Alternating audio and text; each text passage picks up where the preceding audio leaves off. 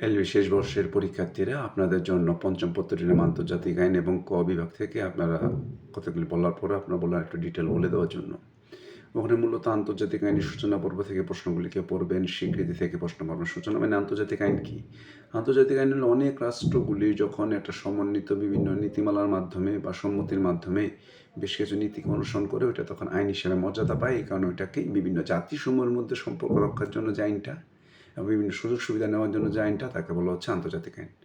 আন্তর্জাতিক আইন রাষ্ট্র আইনের মধ্যে পার্থক্য আছে, অনেক পার্থক্য। রাষ্ট্রীয় আইন রাষ্ট্রীয় পর্যায়ে চলে, বাউন্ডারি অতটুকু পর্যন্ত, এটার ব্যাপারে উনি সর্বেসর্বা। আর আন্তর্জাতিক ম্যাটারটা হচ্ছে ইন্টারন্যাশনাল কোনো ম্যাটার নিয়ে রাষ্ট্রের বিরোধ দেখা দিয়েছে বা আন্তর্জাতিক পরিমণ্ডলে কোনো সুযোগ সুবিধা নিয়ে কথা উঠেছে, অন্যান্য রাষ্ট্র পেলে আমরা কেন পাবো না, এটাকে বলা হচ্ছে আন্তর্জাতিক আইন আর রাষ্ট্র আইনের মধ্যে পার্থক্য, মেইন বেসিস। এবং এই আন্তর্জাতিক আইনে বিভিন্ন ধরনের মতবাদ লক্ষ্য করা যাবে। একটা ভিত্তিমূলক মতবাদ, একটাকে বলো সম্মতিমূলক মতবাদ। ভিত্তিমূলক মতবাদ মানে হচ্ছে সবাই যে ভিত্তিটার উপর একমত হয় এটা, আর সম্মতিমূলক মানে হচ্ছে সবাই সম্মতি দেওয়ার মাধ্যমে যেই আইনের যাত্রা শুরু করে সেটা। স্বীকৃতি সম্পর্কে অলরেডি আপনাদের ভিডিও পাবলিশ করে দিয়েছি, কূটনীতিকের উপর আমরা পাবলিশ করে দিচ্ছি। আন্তর্জাতিক সন্ধি কি? দুইটা রাষ্ট্র যখন পরস্পর চুক্তি করে তখন তাকে বলে ট্রিটি, প্যাক্ট, সন্ধি। আর যখন ব্যক্তিগত পর্যায়ে হয় তখন তাকে বলা হয় চুক্তি। তাহলে ওইটাই খেয়াল রাখবেন যে ব্যক্তি পর্যায়ে আমরা যেটা চুক্তি বলি, আন্তর্জাতিক আইনের পরিমাণটাকে সন্ধি বলে। এর সন্ধির মতন, চুক্তির মতন দুইটা পক্ষ থাকতে হবে, স্বাভাবিক বিষয় থাকতে হবে, গুরুত্বপূর্ণ ব্যক্তিবর্গ থাকতে হবে, মানবতা সাথে সামঞ্জস্যপূর্ণ সন্ধিগুলি হতে হবে, ইত্যাদি বিষয়গুলি কাজ করে এখানে।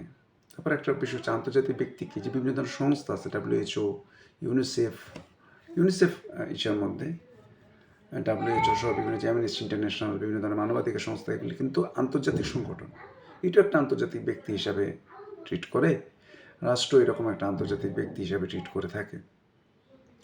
এখন নর্মালি ব্যক্তি পাবে কি না এটা নিয়ে বিতর্ক আছে, ডিবেট আছে, সেই জায়গাটার মধ্যে আমরা এখন আলোচনায় যাচ্ছি না। আন্তর্জাতিক আদালতের গঠনগুলি যদি আমরা দেখার চেষ্টা করি তাহলে কী বলবো, আন্তর্জাতিক আদালত হচ্ছে জাতিসংঘের অধীনে একটা আদালত আছে। ওখানে জাতিসংঘের 6টা বিভাগ: সাধারণ পরিষদ, নিরাপত্তা পরিষদ, অর্থনীতি, সামাজিক, সাংস্কৃতিক পরিষদ, আন্তর্জাতিক আদালত, সচিবালয়, ওসি পরিষদ, এরকম 6টা ডিপার্টমেন্ট নিয়ে জাতিসংঘ চলে। এর মধ্যে একটা হচ্ছে আন্তর্জাতিক আদালত। এখানে সারা পৃথিবী থেকে বিভিন্ন মহাদেশ থেকে বেছে বেছে জ্ঞানীগুণীদের ওখানে নিয়োগ দেওয়া হয়। এবং আন্তর্জাতিক আদালত সেক্ষেত্রে অনেক আমরা উন্নত বলবো, যেগুলি যুগোপযোগী সিদ্ধান্ত দেওয়ার জন্য তারা অনেক কাজ করে থাকে। যদি আন্তর্জাতিক আদালত বিতর্কের ঊর্ধ্বে না, অর্থাৎ উনার রায়টা বিতর্কের বিষয় না, কিন্তু উনি যাদের উপরে রায়টা দিচ্ছেন ওনারা আসলে খুব ওইভাবে দায়িত্বশীল হিসেবে পালন করে না, যার কারণে আন্তর্জাতিক পরিমণ্ডলে ওই বিষয়গুলি নিয়ে জটিলতা তৈরি হয়। এই হচ্ছে মোটামুটি আন্তর্জাতিক আদালতের মূল কনসেপ্ট। এটা বিচারকরা নির্দিষ্ট সময়কাল পর্যন্ত হবে, যাচাই বাছাই করে হবে, মহাদেশ ভিত্তিক হবে, এবং এখানে রাষ্ট্র আন্তর্জাতিক আদালতের শরণাপন্ন হতে পারে, কোনো ব্যক্তি নর্মালি এখানে আবেদন করতে পারে না, কারণ এটা জাতিসংঘের আওতাধীন একটি সংস্থা।